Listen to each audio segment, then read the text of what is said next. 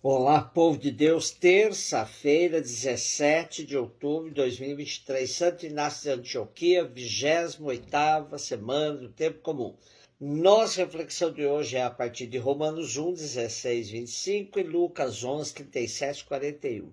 Irmãos, eu não me envergonho do Evangelho, pois ele é uma força salvadora de Deus para todo aquele que crê, primeiro para o judeu, mas também para o grego. Nele, com efeito, a justiça de Deus se revela da fé para a fé, como está escrito: o justo viverá pela fé. Por outro lado, a ira de Deus se revela do alto céu contra toda impiedade e iniquidade dos homens que, em sua iniquidade, oprimem a verdade.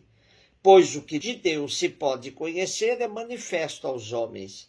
Deus mesmo lhe o manifestou. Suas perfeições invisíveis, como o seu poder eterno e sua natureza divina, são claramente conhecidas através de suas obras desde a criação do mundo.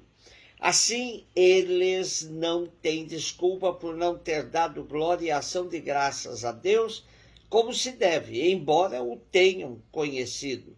Pelo contrário, efetuaram-se em suas especulações e seu coração insensato se obscureceu. Alardeando sabedoria, tornaram-se ignorantes e trocaram a glória do Deus incorruptível por uma figura ou imagem de seres corruptíveis, homens, pássaros, quadrúpedes, répteis. Por isso Deus os entregou com as paixões de seus corações a tal impureza que eles mesmos desonram seus próprios corpos. Trocaram a verdade de Deus pela mentira, adorando e servindo a criatura em lugar do Criador, que é bendito para sempre. Amém.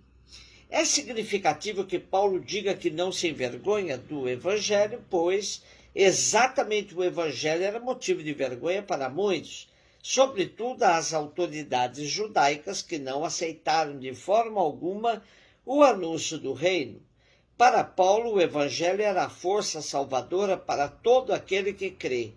E ele ainda insiste que primeiro era para o judeu, mas também para o grego.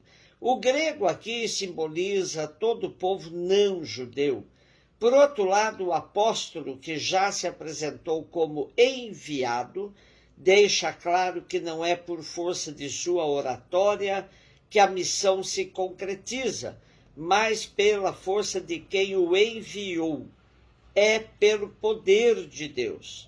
Aqui já aparece uma das afirmações mais contundentes de Paulo ao longo de toda a carta, uma espécie de tese a ser defendida. O justo viverá pela fé.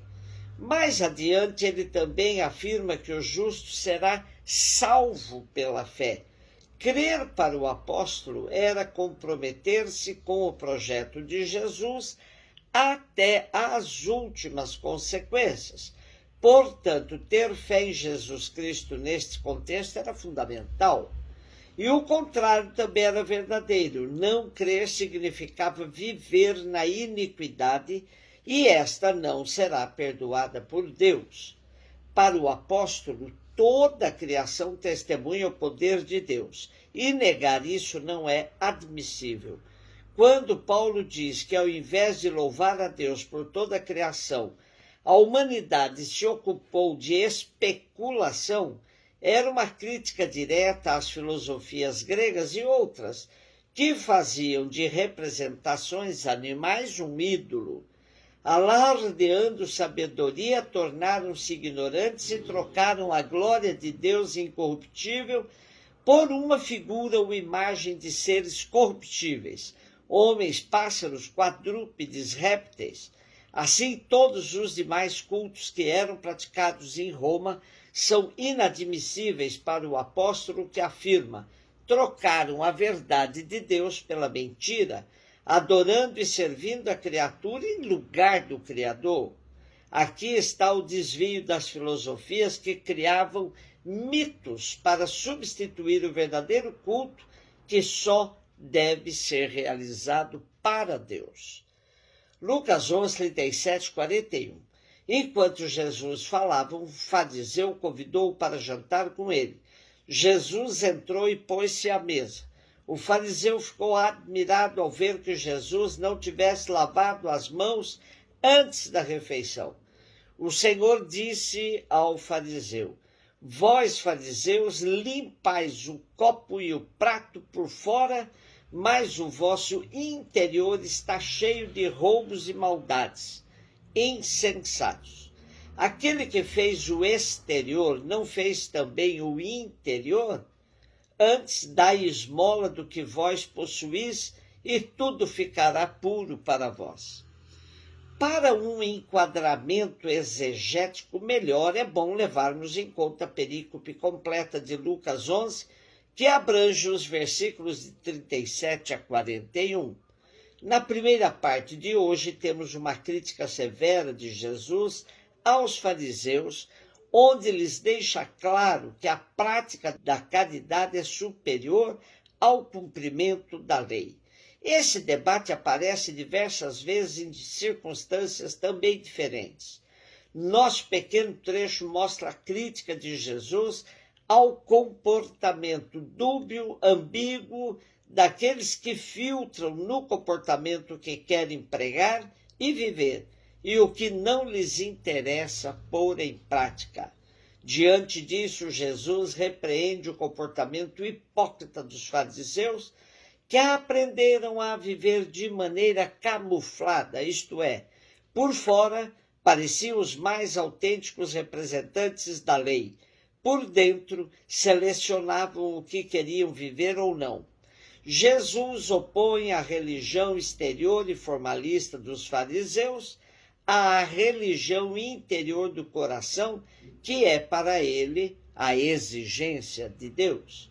O texto de hoje começa com Jesus desprezando o ritual judaico da ablução, ou seja, de lavar as mãos antes das refeições. Para nós pode parecer estranho, pois esse é de fato um gesto necessário. Porém, para os fariseus, isso não significa uma questão de higiene, mas de obrigação legal. Esse debate de Jesus com os grandes da religião judaica nos leva a refletir sobre a função da religião na vida da humanidade. Primeiro, é importante distinguir fé de religião, pois se uma é fruto de convicção, a outra é prática, que pode ou não reforçar tal convicção. A fé não se reduz a um exercício da razão, mas supõe a razão. Religião pode sobreviver sem a razão. Pode ser expressão do sentimento, das emoções. Quando dizemos que é preciso passar da fé em Jesus para a fé de Jesus, estamos querendo dizer a necessidade da purificação da fé, pois, com o passar do tempo, ela pode ir se enchendo de penduricalhos e ofuscando seu núcleo essencial. A prática religiosa precisa nos levar à prática da justiça, à prática do amor, ou nos empurra numa alienação que mais nos distancia de Deus do que nos aproxima. No nosso contexto de hoje, Jesus ficaria profundamente irado ao ver tanta gente usando seu nome e explorando o povo, metendo a mão nos bolsos alheios. Nosso país está mergulhado numa hipocrisia farisaica sem limites. Seguramente Jesus estaria outra vez em debate com todos os que falam em seu nome, mas que não vivem o que ele fala. Fariseus de ontem e de hoje não têm tanta diferença. Precisamos nos cuidar para que nossa fé seja fruto de convicção e não uma prática alienada que mais nos distancia do que nos aproxima de Deus, do Evangelho e da prática de Jesus. Celebramos hoje Santo Inácio de Antioquia da Síria, entre 68 e 100 ou 107. Discípulo do apóstolo João, também conheceu São Paulo e foi sucessor de Pedro na igreja de Antioquia. Segundo Eusébio de Cesareia, Inácio foi o terceiro bispo de Antioquia da Síria. Santo Inácio foi detido pelas autoridades, transportado para Roma, onde foi condenado à morte no Coliseu, martirizado por leões. Em defesa da igreja, ele foi o primeiro a usar a expressão Igreja Católica. Um beijo no seu coração.